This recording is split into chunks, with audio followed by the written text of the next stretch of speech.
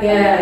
Ya, saya Siti Arati sebagai calon guru penggerak angkatan 7 dari Kota Tegal yang mengajar di SD Istana 1 Kota Tegal.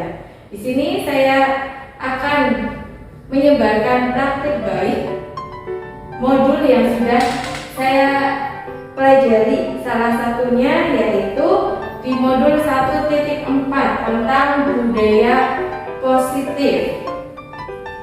Pengajar praktik saya adalah Ibu Wulan Baina dari SD Mentalaga 3, sedangkan fasilitatornya adalah Bapak Ali Imron. Apa itu budaya positif? Sebelumnya beberapa modul sudah saya pelajari. Yang pertama modul 1.1 filosofi Ki Hajar Dewantoro.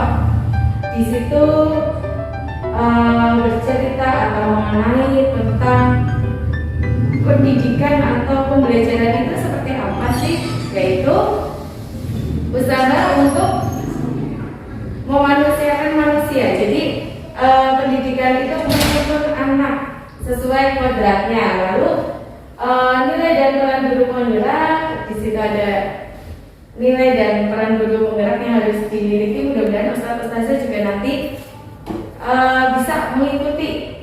Terus setelah itu visi dan misi guru penggerak, yang terakhir budaya positif.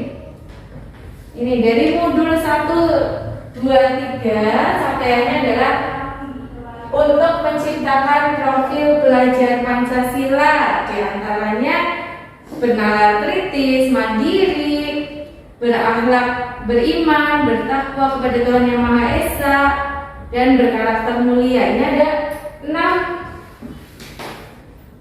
tujuan dari pendidikan yang sekarang atau pelajar Pancasila. Nah, pada budaya positif ini, sebelum masuk ke materi, ada beberapa pertanyaan. Setuju atau tidak setuju? Yang pertama, hukuman dapat mendisiplinkan anak. Setuju atau tidak setuju dengan ini? Tidak apa-apa, ada yang setuju, ada yang enggak. Nanti kedepannya dilihat. Yang kedua, pemberian hukuman dengan hal positif seperti membaca atau membersihkan halaman sekolah dapat meningkatkan disiplin anak. Setuju atau tidak? Itu kan tiap anak, tiap ustaz-ustazah berbeda. Setuju atau enggak? Setuju. Memberi penghargaan dapat meningkatkan motivasi belajar anak. Setuju semua? Setuju. Nanti selanjutnya akan melihat seperti apa sih sebenarnya. Itu di yang pertama ini, budaya positif. Yang pertama adalah tentang disiplin. Nah, coba ustaz-ustazah menggenggam tangan. Bayangkan ada sesuatu di tangan, terus mau diserahkan tidak ke orang lain. Nah, ada A dan B, ustazah coba sebut kertas, tuliskan benda atau sesuatu yang sangat berharga, letakkan di salah satu tangan, genggam, dan buatlah sebuah kepala. Sedangkan teman yang lain mencoba sekuat tenaga untuk membukanya. Bisa dengan membujuk atau tidak. Bayangkan kira-kira di sini menuliskan harta berharganya apa, atau sesuatu yang berharga ke ustaz-ustazah itu apa? Nanti Ustazah Hasri dengan Ustazah Atiko apakah mau menyerahkan? Bagaimana? Ustazah Atiko sudah memikirkan kira-kira secara kertas itu isinya apa gitu? Kira-kira mau tidak diserahkan ke Ustazah Karni? Tidak. Ustazah Karni bagaimana? Minta, Iya, minta tapi tidak mau menyerahkan. Ustazah Karni, misalnya punya sesuatu, mau menyerahkan juga nggak ke Ustazah Atiko?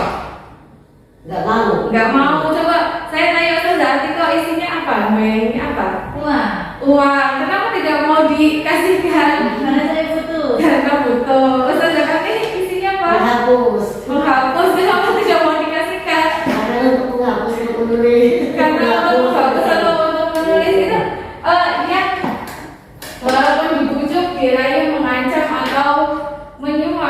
kan itu tetap tidak mau menyerahkan, tidak mau. Itu kan alasannya dari mana itu? Kenapa nggak mau, padahal udah dibujuk misalnya kan? Munculnya dari mana? Apa dari luar atau dari dalam? Dari dalam. Ini nanti yang menghantarkan kita ke selanjutnya tuh di kontrolnya. Yang mengontrol ini sebenarnya kita sendiri dari dalam diri kita. Begitupun dengan murid. Misalnya kita menghukum, memberi pujian, seandainya murid tidak mau melakukan, tidak mau melaksanakan, dari dalam dirinya tidak mau, maka tidak akan terjadi. Nah, itu sebenarnya adalah ilusi-ilusi kita yang tadi memberikan hukuman dapat mendisiplinkan siswa. Itu ilusi kita, ilusi dulu untuk mengontrol kita, ilusi bahwa kritik dan membuat orang merasa bersalah dapat menguatkan karakter. Lalu ilusi bahwa semua muatan positif efektif memberi manfaat. Penguatan positif ini contohnya memberi hadiah atau reward. Terus ilusi bahwa orang dewasa memiliki hak untuk memaksa. Itu tadi ibaratnya kita menggenggam itu kita sebagai murid yang mau mengikuti guru atau tidak. Nah, ini pasti yang memiliki kontrol ya. Ini tadi kita mencoba mengubah orang agar berpandangan sama dengan kita. Teori kontrolnya kita berusaha memahami pandangan orang lain tentang dunia. Terus perilaku buruk dilihat sebagai suatu kesalahan. Padahal belum tentu. Karena semua perilaku itu memiliki tujuan. Misalnya ketika perilaku buruk ada apa ya? Jelas barangkali ada contoh ada.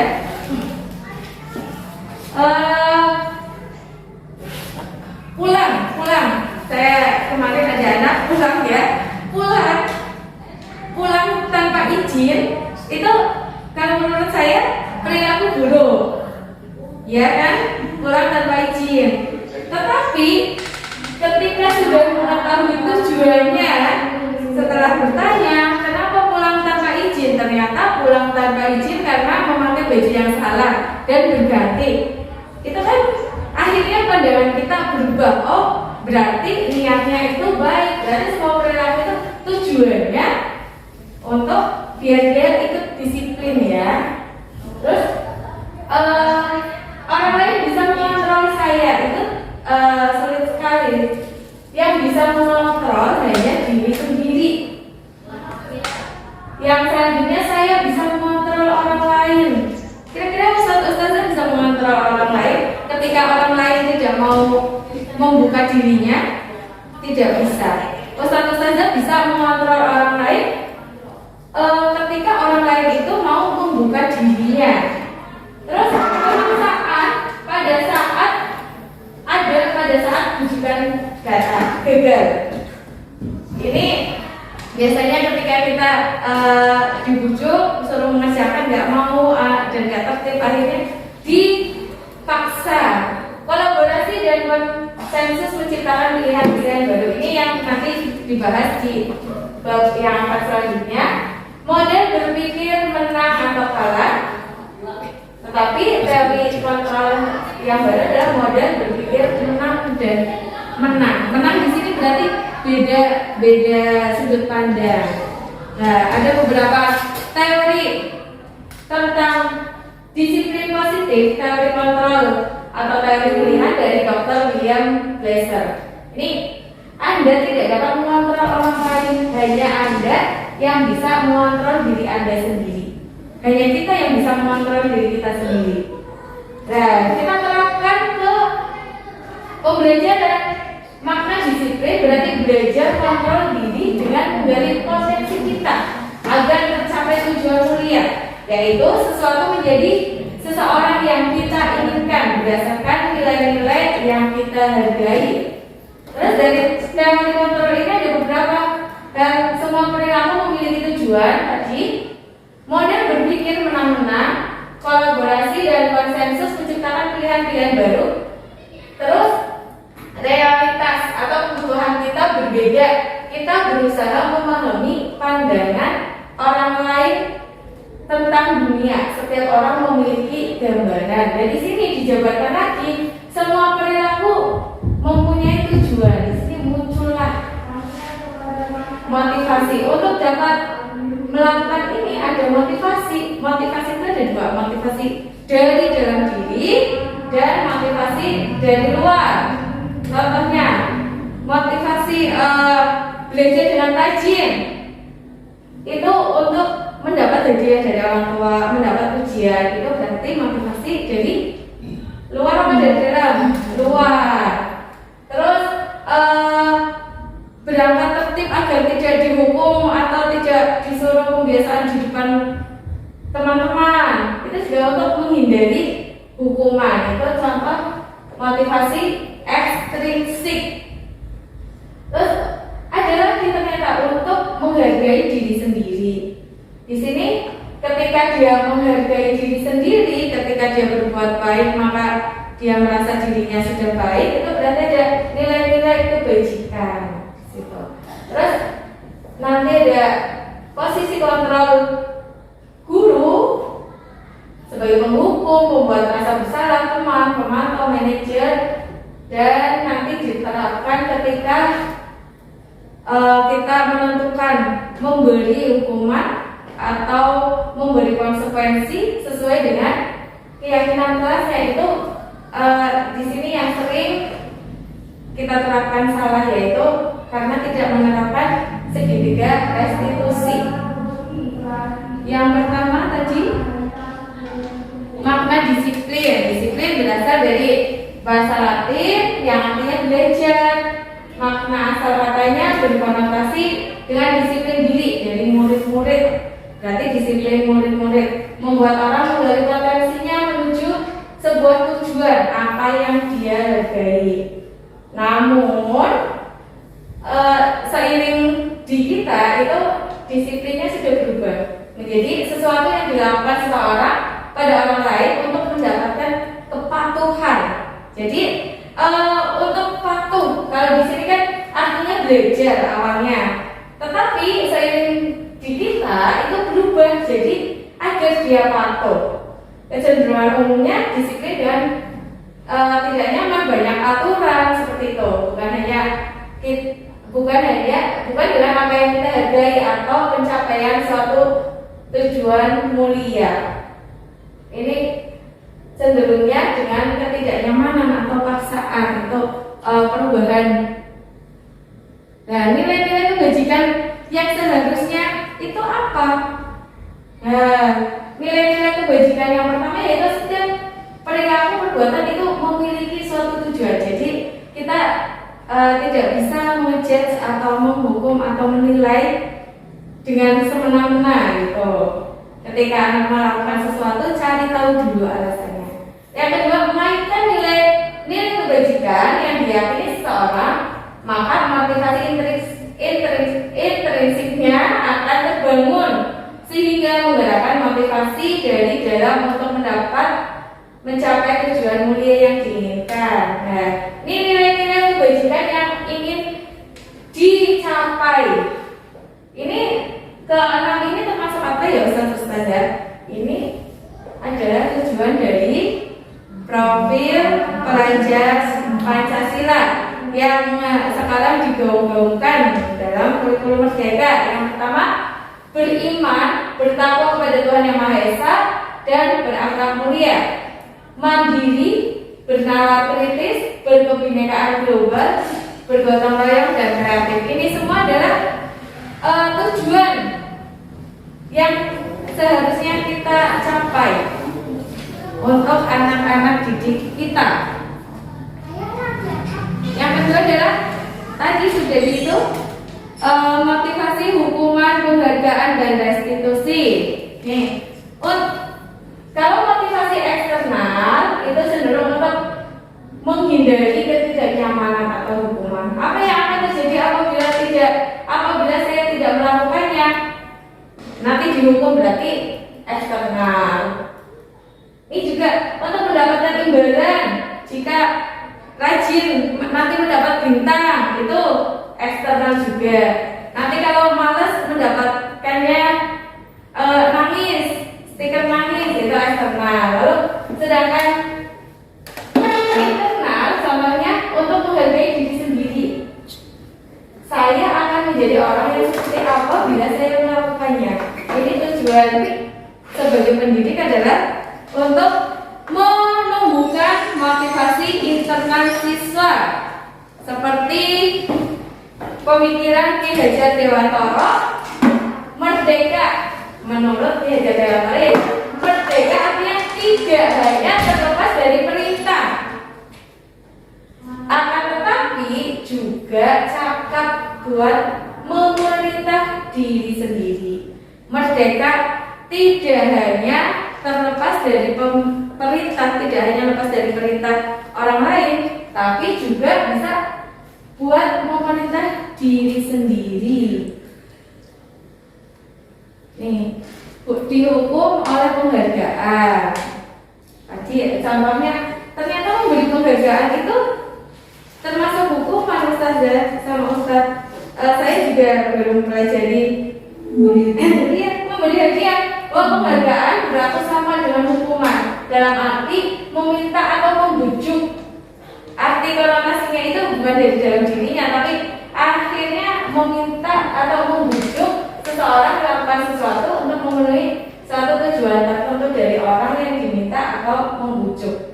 Dorongannya eksternal dan akan ada faktor ketergantungan. Contohnya, kalau tidak ada stiker bintang, akhirnya tidak akan berbuat baik atau mengerjakan tugas dengan baik atau semangat. Nah, nanti berpengaruh ke jangka panjang dan jangka pendek. Ya, penghargaan juga termasuk hukuman. Nah, ini penghargaan mengurangi ketepatan dan penghargaan juga kurang efektif. Penghargaan merusak hubungan itu, misalnya ketika iri dengan orang lain seperti itu. Ini yang ilmu yang saya baru belajar juga. Saya awalnya mengertinya ya penghargaan dapat positif terus, ternyata tidak.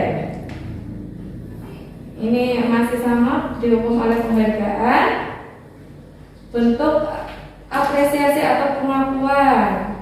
Ada secara khusus, pribadi, konsisten dan fokus pada proses. Ini contohnya, kemarin saya perhatikan. Terus saya biasanya apa, rasa empatimu besar sekali situasinya pada saat menolong murid baru di kelas. Saya menghargai, itu kalimat pembukanya. Ini contoh apresiasi. Jadi ada, berarti setiap memberi apresiasi, penghargaan berarti yang dimaksud adalah ada reward tertentu ya Ustazah, yang akhirnya anak nanti ketergantungan.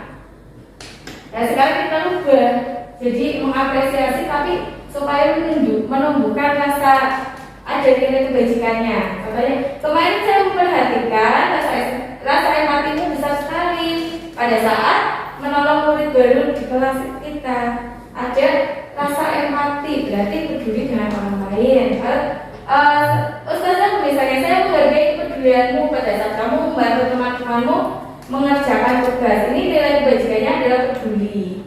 Terus terima kasih untuk rasa tanggung jawabmu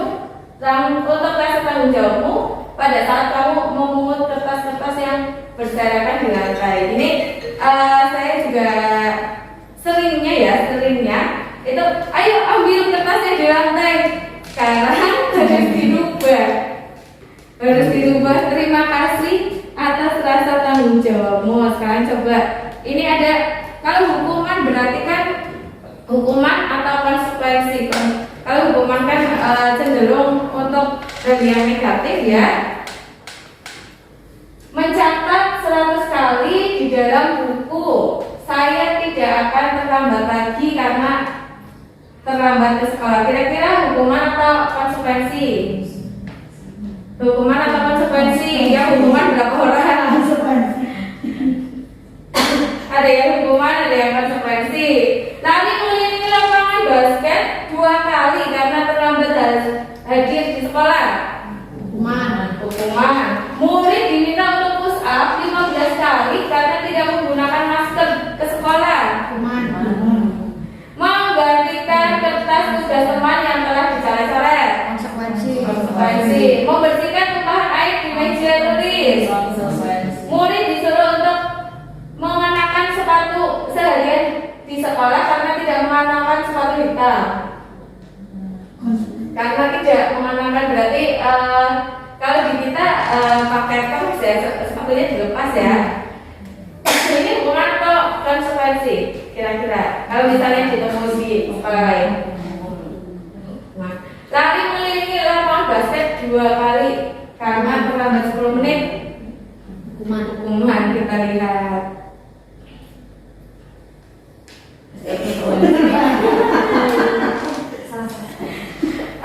Dilihat ketika hukuman itu kurang ada hal yang cenderung negatif. Kali ini karena dia sudah mencoret-coret, akhirnya ya konsekuensinya menggantikan. Diminta push up karena tidak menggunakan masker. Konsekuensinya, kalau konsekuensi dia bisa diganti dengan apa?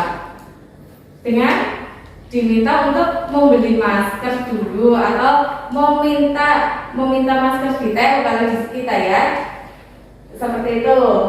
Terlambat hadir ke sekolah, konsekuensinya kalau yang mengelilingi lapangan atau fisik itu yang berbeda jauh dengan yang dilakukan itu cenderung ke hukuman. Hukuman itu sesuatu yang menyakitkan, membuat anak sakit, anak menguji kedisiplinan dan memaksa serta mendorong menyakiti diri sendiri. Konsep diri yang buruk, anak belajar untuk menyembunyikan kesalahan, marah, rasa bersalah, dipermalukan, merasa tak dihargai. Ini beberapa ketika anak mendapat hukuman, ini ya ustaz-ustazah mungkin saya juga merasakan, oh ini kayaknya anak ada yang akhirnya anak belajar untuk menyembunyikan kesalahannya. Supaya apa? Supaya tidak dihukum. Tapi apa bedanya kalau konsekuensi itu sesuatu yang harus terjadi. Kalau kamu tidak membuat sesuatu hal A, berarti konsekuensinya kamu harus menerima yang B. Seperti itu. Ya, anak mengerti disiplin, ada stimulus dan tantangannya, konsep dirinya sudah baik sampai anak belajar untuk mematuhi peraturan. Ini diambil dari restitution DNA Boston. Nah, apa itu restitusi? Tadi kan ada restitusi. Restitusi itu proses menciptakan kondisi bagi siswa untuk memperbaiki kesalahannya sehingga mereka bisa kembali pada kelompok mereka, diri mereka dengan karakter yang lebih kuat. Restitusi juga merupakan proses kolaboratif yang mengajarkan murid untuk mencari solusi masalah mereka dan membantu murid atau siswa berpikir tentang orang seperti apa yang mereka inginkan serta bagaimana harus memperlakukannya. Ini yang diharapkan semua guru Indonesia itu melakukannya restitusi, bukan menghukum.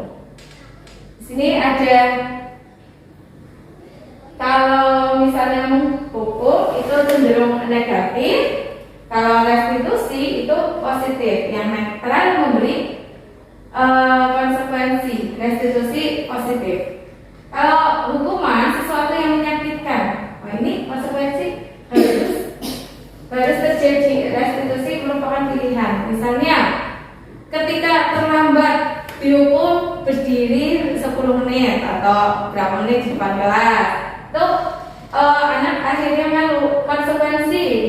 Konsekuensinya ketika terlambat kehilangan jam waktu untuk belajar, harus menulis atau melihat temannya bisa. Tapi restitusi itu menentukan sendiri pilihannya. Kamu sesuai dengan keyakinan kelasnya. Kamu supaya lebih baik lagi kamu harus bagaimana? Atau terlambatnya itu yang diperbaiki apanya? datang lebih cepat atau di rumah misalnya terlambatnya karena macet, berarti harus datangnya lebih pagi lagi, atau bangun kesiangan, itu diperbaiki ini dengan restitusi.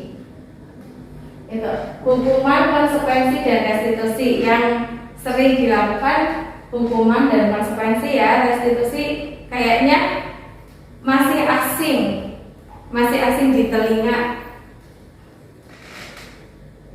Apa aja sih? Apa saja ciri-ciri restitusi? Itu ada.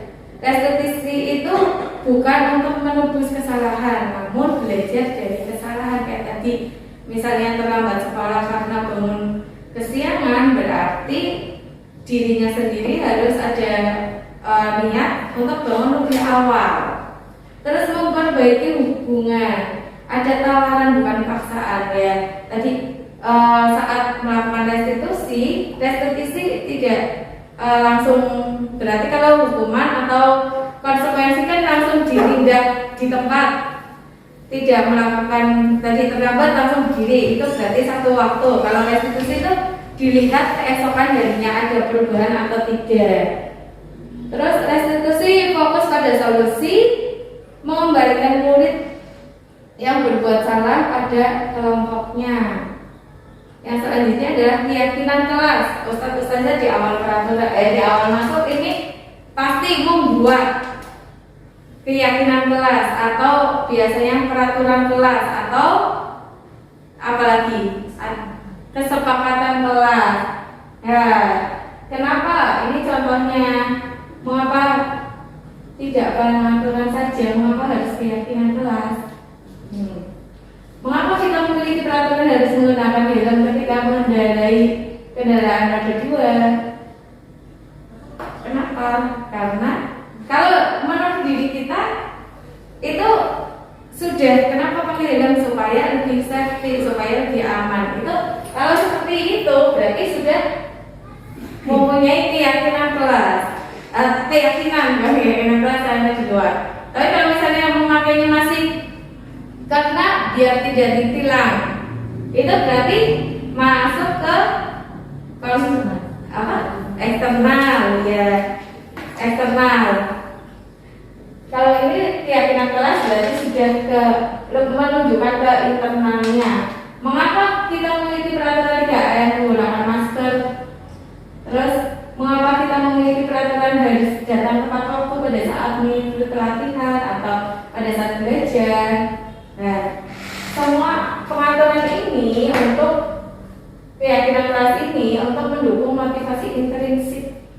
Jadi kembali ke keyakinan yang tadi yang di awal, agar bisa membuka kepalan tangannya. Gitu. Kalau dari luar tidak bisa kayak ini. Peraturan kelas, awalnya peraturan kelas itu memaksa, terus dibuatlah menjadi keyakinan kelas supaya anak-anak memiliki rasa dalam dirinya, aku disiplin supaya aku harus jujur.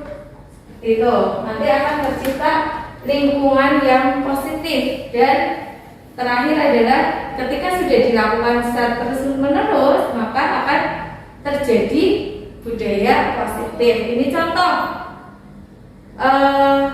Kira-kira mana yang ini ada yang kesepakatan kelas dan keyakinan kelas. Kesepakatan kelas, datang tepat waktu, mengucapkan salam, menjaga kebersihan sekolah, terus berdoa sebelum dan sesudah kegiatan, aktif dalam pembelajaran, lalu tertib di kelas. Dan ada lagi, kami guru dan murid saling menyayangi, kami murid yang bersemangat belajar, kami murid yang peduli dengan teman-teman. Kira-kira yang sudah menjadi keyakinan kelas yang mana? Yang ini, yang poster warna hijau atau yang putih?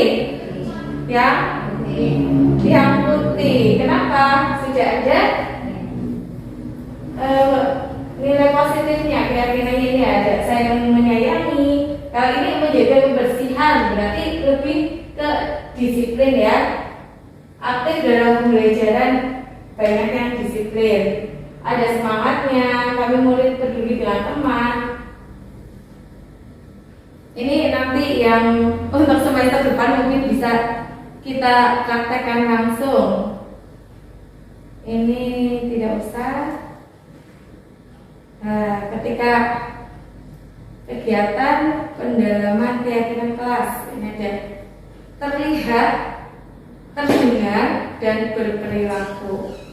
Terlihat berempati terhadap perasaan orang lain, memegang barang milik orang lain hanya dengan izinnya, mendengarkan dengan seksama, senantiasa berbuat baik dan berbagi kalau mendengar satu orang berbicara. Ini ada rasa hormat dan bekerja. Kalau rasa hormat tampak seperti datang tepat waktu, tidak tampak seperti sering hadir terlambat. Ini contoh-contoh nanti yang menuju ke keyakinan kelas dan peraturan kelas. Selalu kembalikan buku ke tempatnya. Kira-kira keyakinan kelasnya apa? Disiplin, mandiri, atau yang lain? Tanggung jawab. Dilarang mengganggu orang lain.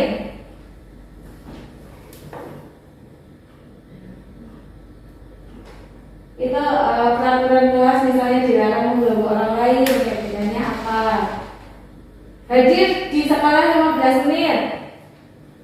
Disiplin. Dilarang melakukan kekerasan. Yang bisa. Dilarang menggunakan narkoba. Bergantian atau menunggu giliran. Disiplin. Gunakan masker. Jangan berlari di kelas atau koridor. Selalu kembalikan buku ke tempatnya. Keyakinannya berupa tanggung jawab.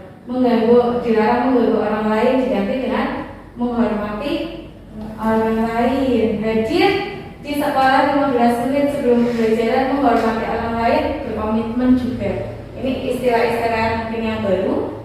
Dilarang menggunakan kekerasan, itu menghormati orang lain dan untuk keselamatan. Dilarang menggunakan narkoba untuk kesehatan, bergantian atau menunggu giliran, berarti sabar.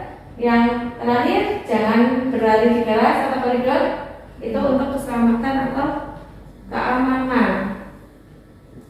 Terus itu menunjuk ke kebutuhan dasar manusia, kebutuhan untuk bertahan hidup, kebutuhan untuk kasih sayang dan rasa diterima, penguasaan, kebebasan, kesenangan. Itu beberapa kebutuhan yang dasar manusia. Anak-anak juga memiliki kebutuhan itu. Misalnya anak-anak itu mengusili temennya, mau ngambil penghapus temennya tanpa izin. Itu alasannya bisa, misalnya ditanya, kenapa kamu usir menghapus tanpa izin? Karena misalnya bercanda itu berarti untuk kesenangan dalam anak itu. Terus misalnya ketika anak ada bertengkar gara-gara tidak mau berteman, bela-belanan tahu ya, bela-belanan itu juga kalau dicari lagi ternyata ada kebutuhan dari anak itu yang tidak terpenuhi. Apa? Kebutuhan kasih sayang dan rasa diterima. Itu biasanya kalau bela-belanan, aduh aku nggak dibalani si A karena ini, berarti aku nggak disayangi, seperti itu. Itu kebutuhan dasar manusia, itu harus terpenuhi juga. Terus ini yang penting ada 5 posisi kontrol. Kita sebagai guru baru di posisi kontrol yang mana? Ada 5. Ada menghukum, membuat rasa bersalah, ada sebagai teman, ada memantau, dan ada sebagai manajer. Penghukum berarti menunjuk-nunjuk, kamu ini salah, kamu jangan nunjuk-nunjuk langsung. Kalau membuat rasa bersalah, misalnya ustazah kecewa sekali sama bapak hukum, langsung nunjuk-nunjuk, gimana perasaan anak? Langsung sakit. Kalau kamu tidak melakukannya, awas ya, rasakan. Kalau kamu tidak melakukannya, awas ya, rasakan. Kalau kamu tidak mengerjakan, awas ya. Hasilnya apa nanti? Anak itu akan memberontak dan menyalahkan orang lain. Bukan aku, atau berbohong. Nah, kaitannya nanti murid menentang guru di luar dunia pendidikan. Murid berkata ah biasa saja, nanti juga marah-marah lagi. Berarti identiknya dimarahin terus. Dampaknya mengulangi kesalahan-kesalahan lagi. Nah, kalau membuat rasa bersalah, contohnya kalau di sini kamu seharusnya sudah tahu ibu lelah sekali mengatakannya ibu stres. Maksudnya ibu stres. Ibu kecewa sekali sama kalian. Seharusnya kalian sudah bisa ada kata-kata kecewa. Seharusnya kamu mampu, itu termasuk membuat bersalah. Akhirnya nanti anak akan menyangkal atau menyembunyikan, tidak mau mengungkapkan yang sebenarnya, biar tidak gurunya ini tidak merasa emosi atau merasa kecewa. Nanti anak maaf ya us kayak gitu. Ini biasanya saya juga anak saya seperti itu. Maaf ya us, karena misalnya membuat tidak rapi mejanya buat mainan seperti itu, terus nanti merasa rendah diri. Terus sebagai teman, guru juga bisa berperan sebagai teman, tapi ketika berperan sebagai teman nanti akhirnya akan ada rasa ketergantungan. Nah, biasanya muridnya berkata, saya pikir bapak atau ibu teman saya, ternyata begitu. Ketika kita menempatkan diri sebagai teman, itu ketika tidak sesuai dengan ekspektasi anak, maka anak akan merasa kecewa juga. Dikiranya mau dialam terus, dipuji terus, tapi ketika anak membuat suatu kesalahan, itu kadang-kadang kita harus bukan sebagai teman ya, nanti akhirnya anak akan merasa kecewa dan tergantung. Terus sebagai pemantau, misalnya terlambat datang masuk ke kelas, apa peraturannya? Kalau terlambat datang ke kelas, konsekuensinya misalnya berdiri di depan kelas, atau apalagi ya, membuang sampah, konsekuensinya apa peraturannya? Dilarang membuang sampah sembarangan, ini dikembalikan lagi ke peraturan. Nanti berapa banyak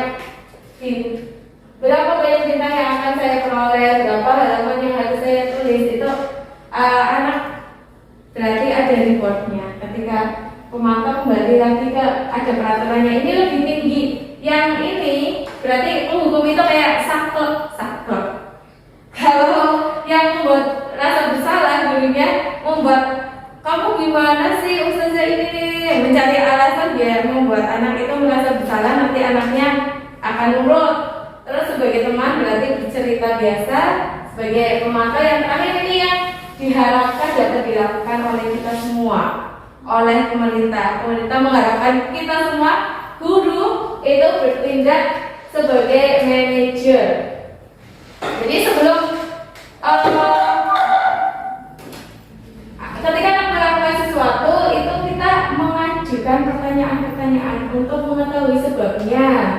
Terus apa yang kita yakini, apa yang bisa kau kerjakan untuk memperbaiki masalah ini. Lalu ada penguatan diri pribadi.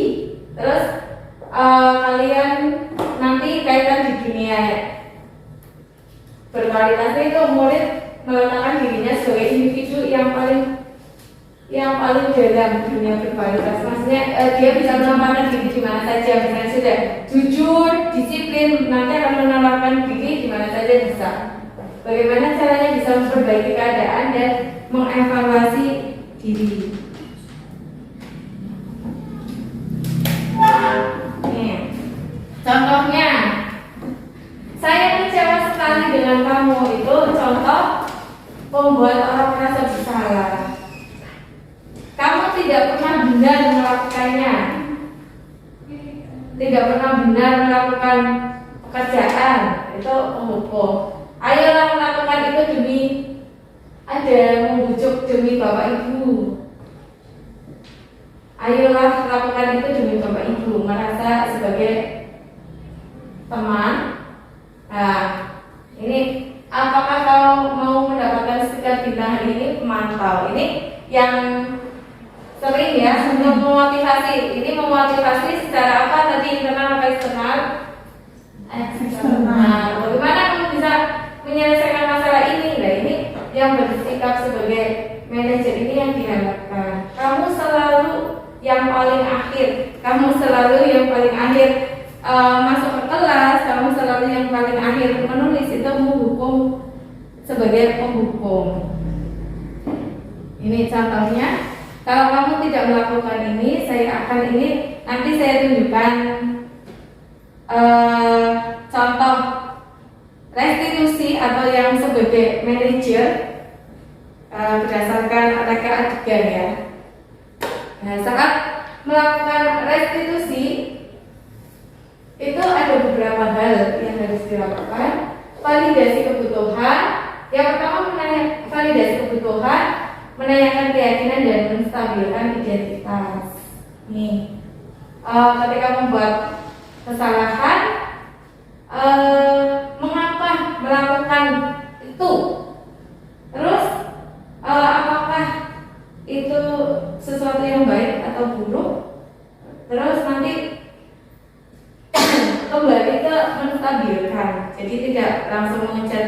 Misalnya saya kemarin mereka juga dalam menyontek, tidak langsung menyontek itu tidak baik, tapi distabilkan dulu. Setiap orang punya kesalahan, begitupun guru, begitupun ustazah. Jadi nggak apa-apa kamu melakukan kesalahan, tetapi nanti selanjutnya harus diperbaiki.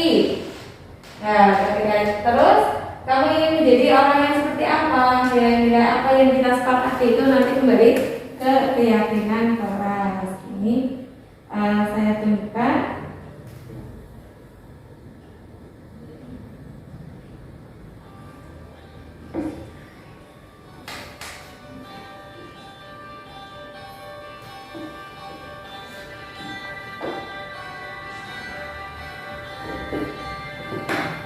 Ya, ini contoh restitusi yang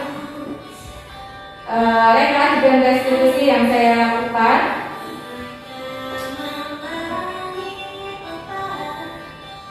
Yaitu kasusnya menyontek saat penilaian akhir semester.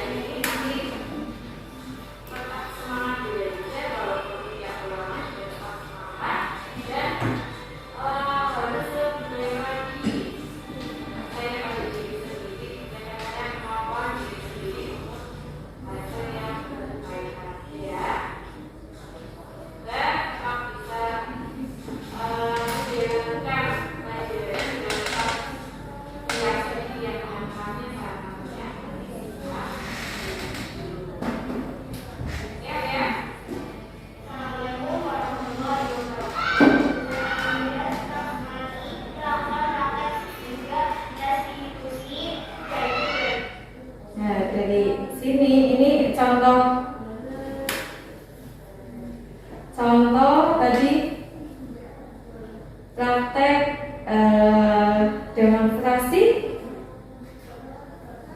segitiga restitusi itu yang diharapkan sekarang ketika menjadi sebuah manajer kelas itu tidak langsung ngejudge atau mengacap anak, tetapi harus ada prosesnya dulu, ditanya alasannya, terus dikembalikan lagi ke keyakinan kelasnya, terus menstabilkan dulu bahwa semua manusia itu pernah melakukan kesalahan, tetapi manusia juga bisa memperbaiki kesalahan itu. Itu gunanya agar anak tidak menyalahkan diri sendiri. Terus nanti divalidasi.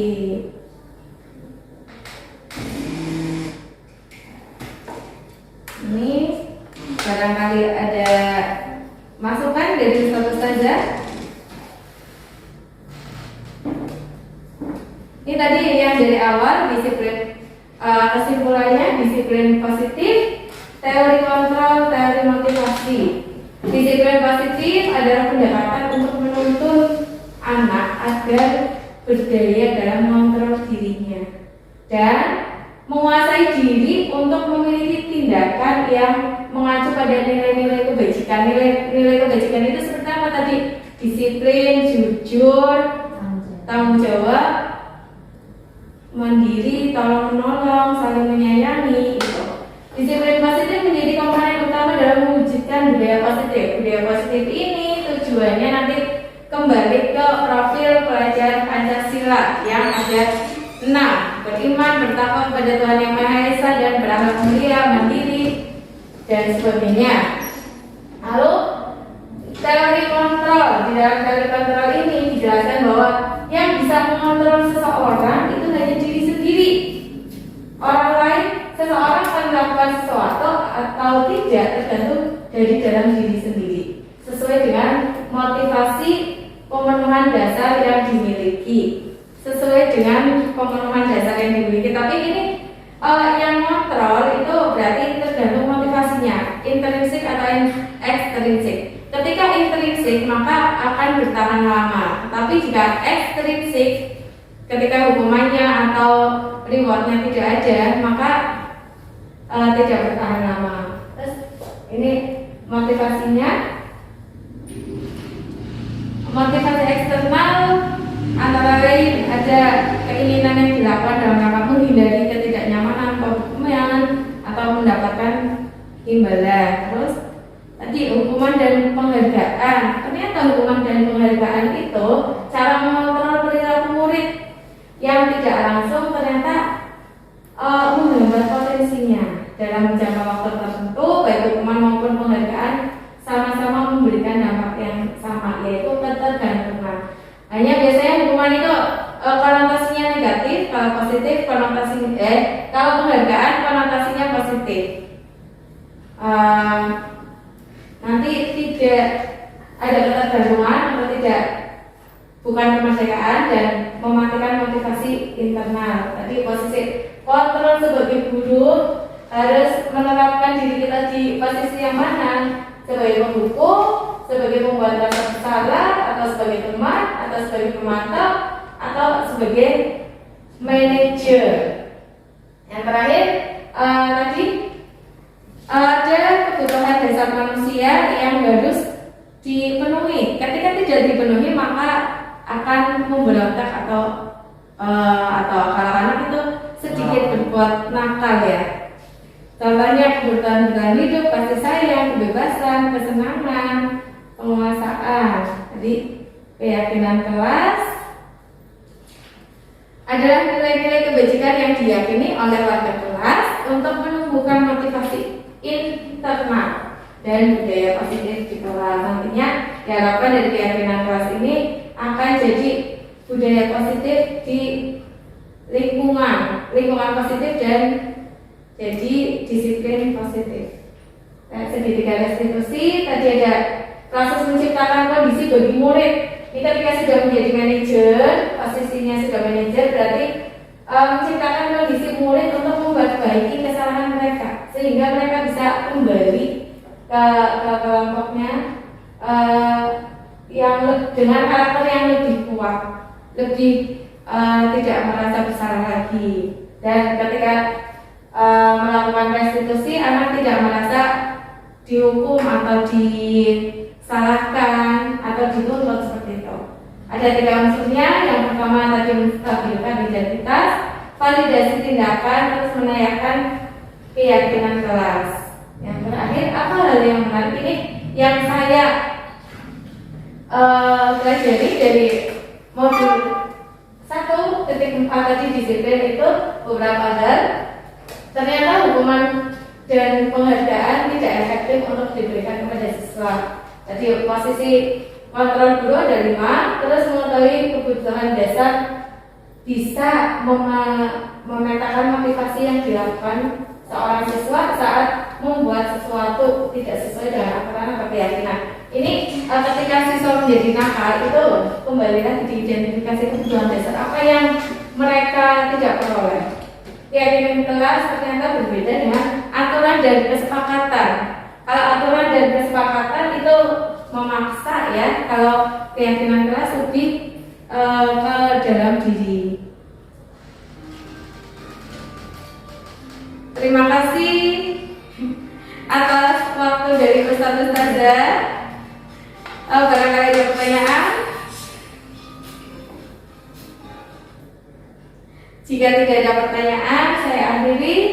Wassalamualaikum warahmatullahi wabarakatuh.